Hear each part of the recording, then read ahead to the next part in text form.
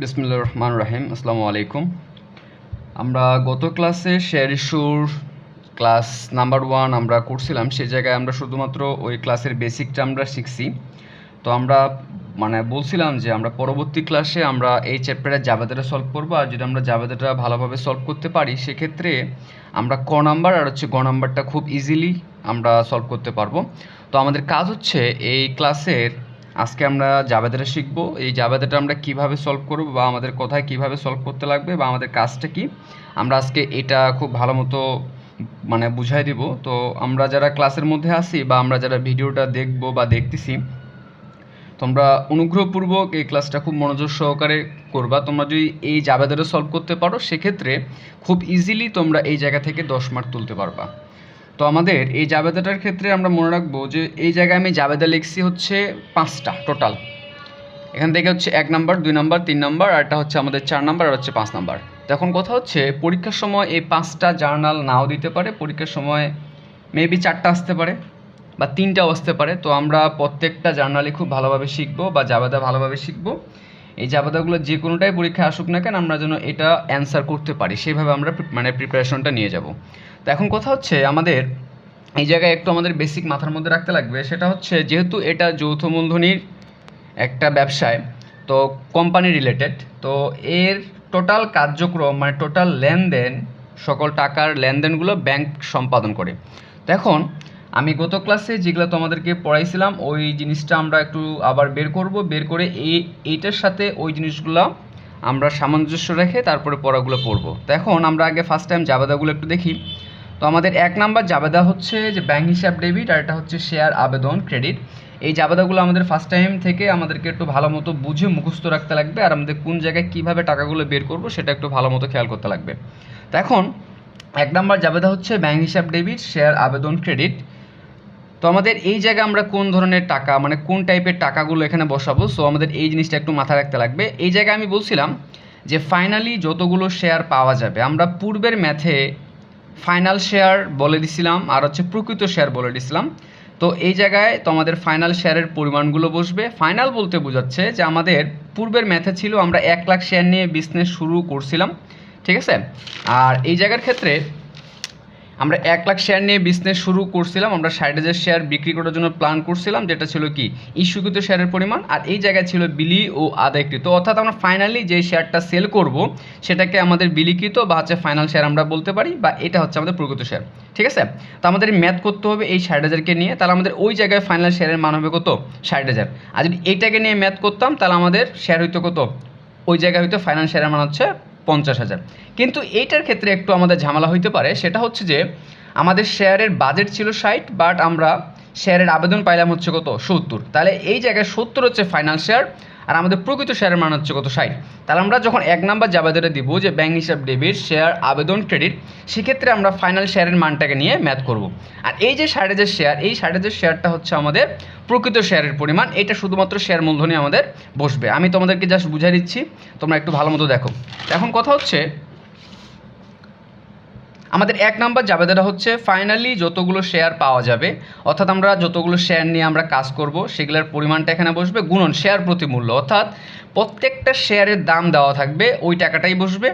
যদি প্রশ্নের মধ্যে অবহার অবলিক অধিহার সহ দেওয়া থাকে সেক্ষেত্রে আমরা এই মানগুলো বের করে নেব, বের করে নিয়ে আমরা দেন এই টাকার সাথে গুণ করলে আমাদের মোট টাকার পরিমাণটা বের হয়ে যাবে।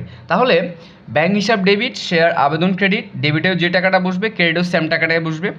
এটা হচ্ছে আমাদের 1 নাম্বার ট্রানজ্যাকশন। 2 নাম্বার ট্রানজ্যাকশনটা হচ্ছে শেয়ার আবেদন ডেবিট, অর্থাৎ এই জায়গায় সে ছিল ক্রেডিট, এখানে হয়ে গেছে আমাদের ডেবিট, তার মানে এই জায়গায় যে টাকাটা বসবে এই জায়গায় সেম টাকাটাই আমাদের বসবে।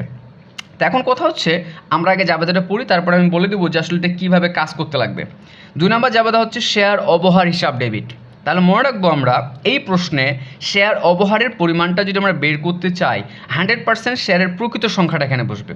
প্রকৃত সংখ্যা মানে হচ্ছে তোমার বাজেট যতটুকু ছিল, অর্থাৎ আমরা এই প্রশ্নে প্রকৃত শেয়ারের সংখ্যাগুলো বের করে দিয়েছিলাম, তাহলে ওই প্রকৃত শেয়ারের সংখ্যাটা এখানে বসবে গুণন শেয়ার প্রতি যত টাকা কম মূল্য, অর্থাৎ তুমি শেয়ারের দাম যত টাকা কমাইলা। যেমন আমাদের পূর্বে একটা ম্যাথে আমরা দেখছিলাম যে শেয়ারের দাম ছিল 10 টাকা, আমরা শেয়ারের দাম হয়ে গেছে এখন কয় টাকা 8 টাকা, অর্থাৎ আমাদের এই জায়গায় কমছে কয় টাকা 2 টাকা, তাহলে আমাদের এই জায়গায় বসবে শুধুমাত্র 2 টাকা। এই জায়গায় আবার ভুলে 8 টাকা লেখা যাবে না, ঠিক আছে। তাহলে এই জায়গায় আমরা লিখবো যে শেয়ার প্রতি যত টাকা কম মূল্য, তাহলে শেয়ারের দাম আমরা এই জায়গায় কম মূল্য হচ্ছে কয় টাকা, 2 টাকা। আর এই জায়গায় বলছিলাম যে শেয়ার মূলধনের ক্ষেত্রে আমরা মানে একটা জিনিস মনে রাখবো যে এই জায়গায় সর্বদাই শেয়ারের প্রকৃত পরিমাণটা আসবে, কখনো আমাদের বেশি মানটা বসবে না। তাহলে এই জায়গায় দেখো যে প্রকৃত শেয়ার, তাহলে আমাদের প্রকৃত শেয়ার পূর্বের ম্যাথে আমি বলে দিয়েছিলাম যে প্রকৃত শেয়ার মানে কোনগুলোকে বলা হয়। তাহলে এখন দেখো এই জায়গার প্রকৃত শেয়ারের মান হচ্ছে 60, এই জায়গার প্রকৃত শেয়ারের মান হচ্ছে কত 50, আর এই জায়গার প্রকৃত শেয়ারের মান হচ্ছে কত 60। তাহলে আমাদের এইটা হচ্ছে শেয়ার মূলধনের যখন জাবেদাটা দিব তখন আমাদের এই শেয়ারের মানটা বসবে, ঠিক আছে। তো আমরা এই জিনিসগুলো খেয়াল করব। আর এই জায়গা থেকে দেখো তাহলে আমাদের এইটা চলে গেল। তারপর হচ্ছে ব্যাংক হিসাব। তো এখন কথা হচ্ছে ব্যাংক হিসাব আমাদের ক্রেডিট কখন হবে, তাহলে মনে রাখবো যে ব্যাংক হিসাব তখনই ক্রেডিট হবে যখন প্রকৃত বাজেটের চেয়ে আমরা শেয়ারের পরিমাণ বেশি পাবো। যদি আমরা এই জায়গায় এক্সাম্পল আকারে যদি বলি, আমাদের শেয়ার বিক্রি করার দরকার ছিল হচ্ছে কত 70,000, আমাদের শেয়ার বিক্রি করার দরকার ছিল 70,000, মানে এটা হচ্ছে কি ইস্যুর মান, ঠিক আছে। কিন্তু মার্কেটের শেয়ারের চাহিদা প্রচুর ছিল, আমরা এইবার শেয়ার পাইছি কত 90,000। তাহলে এখন আমাদের ফান্ডে শেয়ার আছে 70,000, তাহলে আমাদেরকে 70,000 বিলি করতে লাগবে, আমি তো 90 শেয়ার বিলি করতে পারবো না, ঠিক আছে। তাহলে আমাদেরকে মাথায় রাখতে লাগবে যে প্রকৃত শেয়ারের চেয়ে যদি বেশি শেয়ার এর আবেদন আমার কাছে আসে তাহলে আমাদের কী করতে হবে, 70,000 শেয়ারে বিলি করতে লাগবে, আর এই 20,000 শেয়ারের টাকা আবার কী করতে হবে, জনগণকে ফেরত দিতে হবে। তাহলে যখন ব্যাংক টাকা নিছিল তখন ছিল ব্যাংক হিসাব ডেবিট, এই যে ব্যাংক হিসাব ডেবিট ছিল, ঠিক আছে। আর যখন ব্যাংক আবার 20,000 শেয়ারের টাকা মানুষকে ফেরত দিবে, তা আমাদের বাজেট ছিল 70, বাট আমরা পাইছিলাম কত 90, তার মানে আমাদের 20,000 শেয়ারের টাকা এখন জনগণকে পুনরায় ফেরত দিতে হবে। যখন ব্যাংক নিছিল তখন আমরা লিখবো ব্যাংক হিসাব ডেবিট, আমাদের 90,000 নিয়ে তখন ওখানে কাজ হয়েছিল, ঠিক আছে। আর এই জায়গায় দেখো যে ব্যাংক হিসাব ক্রেডিট মানে বোঝাচ্ছে তুমি যতগুলো শেয়ার এখন জনগণকে ফেরত দিবা। তাহলে এই জায়গায় আমি লিখছি যতগুলো বেশি শেয়ার, ঠিক আছে, আমাদের শেয়ার সংখ্যা যতগুলো বেশি হবে সেই শেয়ারের মানটা হবে। তাহলে আমরা এই জায়গায় যেটা দেখলাম যে আমাদের 70,000 শেয়ার নিয়ে আমাদের কাজ ছিল, বাট আমরা পাইছিলাম 90,000, তাহলে আমাদেরকে ফেরত দিতে হবে কত 20,000। যখন আমরা কাউকে শেয়ার ফেরত দিব তখনই ব্যাংক হিসাব আসবে, অর্থাৎ প্রকৃত শেয়ারের চেয়ে যখন আমরা বেশি শেয়ার পাবো তখনই আমাদের কি হবে, ওই এক্সট্রা শেয়ারগুলো ফেরত দেওয়া লাগবে, আর ফেরত দিতে গেলে আমাদের ব্যাংক হিসাবটা মানে কী হবে, ক্রেডিট হয়ে যাবে। তো এখন কথা হচ্ছে এই জায়গায় ব্যাংক হিসাব ক্রেডিট আমরা লিখলাম, তখন লিখবো যতগুলো বেশি শেয়ার গুণন শেয়ার প্রতি মূল্য। এখন ব্যাংক যত টাকা করে নিছিল সেটা অবহারও হইতে পারে, অধিহারও হইতে পারে, সমানও হইতে পারে। ব্যাংক যত টাকা করে নিবে ঠিক তত টাকায় ব্যাংক আবার কী করবে, ফেরত দিয়ে দিবে, ঠিক আছে।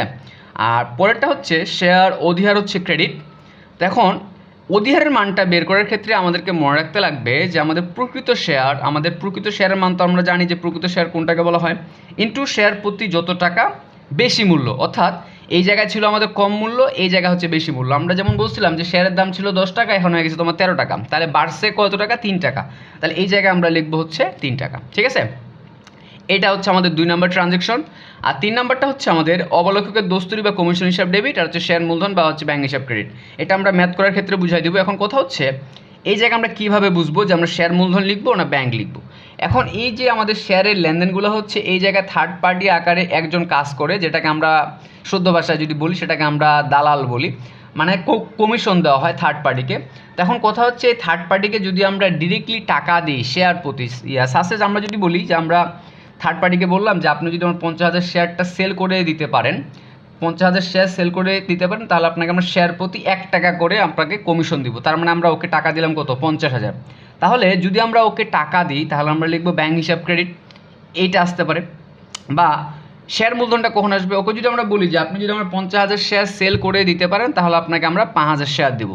তাহলে মনে রাখবো আমরা যদি আমরা থার্ড পার্টিকে টাকা দিই, টাকা দিলে ব্যাংক হিসাব ক্রেডিট লিখবো, আর যখন আমরা ওকে শেয়ার দিব তখন আমরা লিখবো কি শেয়ার মূলধন ক্রেডিট। আশা করি বুঝতে পারছো। তারপর হচ্ছে ব্যাংক চার্জের ক্ষেত্রে সেম ট্রানজ্যাকশন, যে ব্যাংক চার্জ হিসাব হচ্ছে ডেবিট আর হচ্ছে ব্যাংক হিসাব ক্রেডিট। এখন এই জায়গায় আমাদের যেহেতু লেনদেনগুলো সব ব্যাংক সম্পাদন করে, ঠিক আছে, তাহলে এই টাকাগুলো সব কে পে করবে, ব্যাংক করবে, আর ব্যাংক পে করার জন্য আমাদের ব্যাংক হিসাবটা ক্রেডিট হবে। আর এই জায়গায় আমাদের মানে জাস্ট একটা জিনিস মনে রাখতে লাগবে যে সকল স্থায়ী সম্পদ যখন আমরা কিনবো, ওই সম্পদটাকে ডেবিট করে দিব। যদি আমরা ক্যাশ দিয়ে কিনি তাহলে আমাদের ব্যাংক হিসাব ক্রেডিট হবে, আর যদি আমরা শেয়ার দিয়ে কিনি, সাপোজ আমরা একটা ভূমি কিনলাম বা একটা দালান কোঠা কিনলাম বা একটা যন্ত্রপাতি নিলাম, এটা হচ্ছে 5,000 শেয়ারের বিনিময়ে বা 10,000 শেয়ারের বিনিময়ে। যখন তুমি কোনো শেয়ারের বিনিময়ে কোনো সম্পদ কিনবা তখন আমরা লিখবো শেয়ার মূলধন ক্রেডিট। আর যদি আমরা টাকা দিই, যে আমরা মনে করো যে একটা ভূমি কিনলাম 5 লাখ টাকা দিয়ে, তাহলে টাকা দিলে আমরা লিখবো কি ব্যাংক হিসাব ক্রেডিট। আর যদি শেয়ার দিয়ে কিনি তখন আমরা লিখবো হচ্ছে শেয়ার মূলধন ক্রেডিট। এখন কথা হচ্ছে আমি যেটা বললাম যে পরীক্ষার সময় এই 5টা ট্রানজ্যাকশন নাও আসতে পারে, 3টা আসতে পারে বা 4টা আসতে পারে। তো 1 নাম্বার ট্রানজ্যাকশন যেটা আমাদের আছে, 1 নাম্বারটা ফুল, এটা আমাদের থাকবে, এটা কোনো মিস আমাদের হবে না, ঠিক আছে। তো 1 নাম্বার জাবেদাটা ফিক্সড আমাদের বসবে। এখন কথা হচ্ছে 2 নাম্বারে কোনটা কোনটা ফিক্সড বসবে আর কোনটা কোনটা বসবে না, আমরা এই জিনিসগুলো একটু মানে দেখবো। এই জায়গায় এটা ফিক্সড, এটা আমাদের কখনো চেঞ্জ হবে না, ঠিক আছে। আর হচ্ছে শেয়ার অবহার বা হচ্ছে শেয়ার অধিহার, পরীক্ষার সময় এই দুটোর মধ্যে যে কোনো মানে একটা আসবে। হয় এইটা তোমার চাইবে, যদি এইটা চায় তাহলে এই পয়েন্টটা বসবে, এই পয়েন্টটা আমাদের বসবে না, বা এই পয়েন্টটা তোমার যদি চায় তাহলে এই পয়েন্টটা বসবে, এই পয়েন্টটা আমাদের বসবে না, ঠিক আছে। আর শেয়ার মূলধন ফিক্সড, জাবেদার মধ্যে এটা ফিক্সড, এটা কখনো চেঞ্জ হবে না। আর ব্যাংক হিসাবটা কখন আসবে, এই পয়েন্টটা তোমাদেরকে বললাম যে আমাদের বাজেট এর চেয়ে যদি বেশি শেয়ার পাই, ঠিক আছে, তাহলে ওই শেয়ারগুলো আমাদের কী করতে হয়, জনগণকে পুনরায় ফেরত দিতে হয়। যখন ব্যাংক টাকা নিছিল তখন ব্যাংক হিসাব ডেবিট, আর এখন যেহেতু ব্যাংক ওই শেয়ারের সংখ্যা যেটা আমাদের বেশি তোমার ছিল, ওই শেয়ারগুলো আবার ফেরত দিবে, ফেরত দিলে আমাদের কী হবে, ব্যাংক হিসাবটা ক্রেডিট হয়ে যাবে। সহজ কথা, ব্যাংক যত টাকা করে নিছিল শেয়ারের প্রত্যেকটার দাম, ঠিক তত টাকায় আমাদের এখানে কী করবে, সে ফেরত দিয়ে দিবে।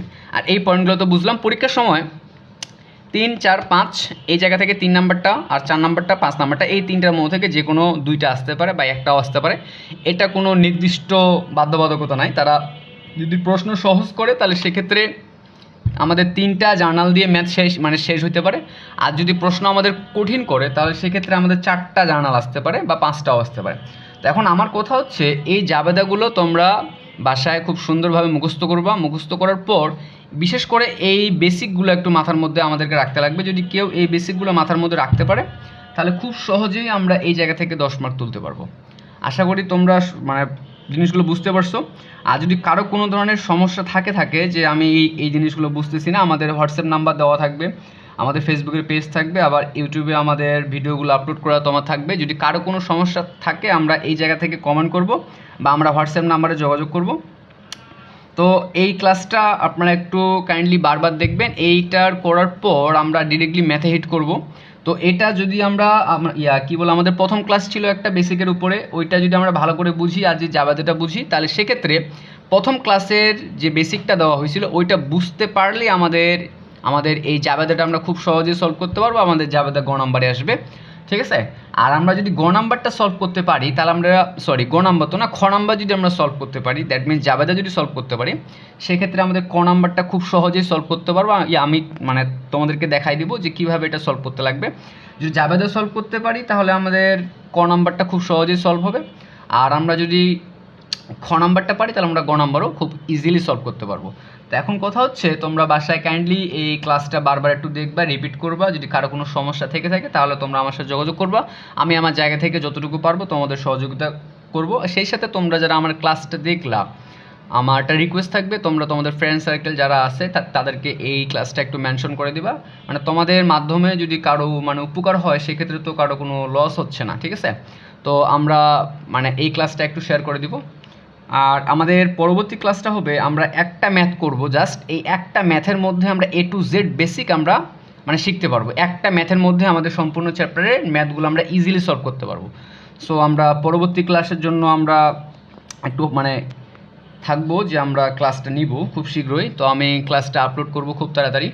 তো যে ক্লাসগুলো আমরা করলাম 1 নাম্বার আর 2 নাম্বার ক্লাস, এই ক্লাসটা একটু কাইন্ডলি তোমরা বাসায় রিপিট করবা। সেই সাথে তোমাদের যদি কারো কোনো জায়গায় প্রবলেম থাকে তোমরা সেগুলো লাল কালিতে মার্ক করতে পারো বা আমার সাথে ডিরেক্টলি যোগাযোগ করতে পারো, আমি সেভাবে তোমাদেরকে বিষয়গুলো সলভ করে দেবো। সো ওকে, ঠিক আছে, প্রত্যেকে ভালো থাকো, আবারও নেক্সট ক্লাসে আমাদের দেখা হবে। ওকে, আল্লাহ হাফেজ, আসসালামু আলাইকুম।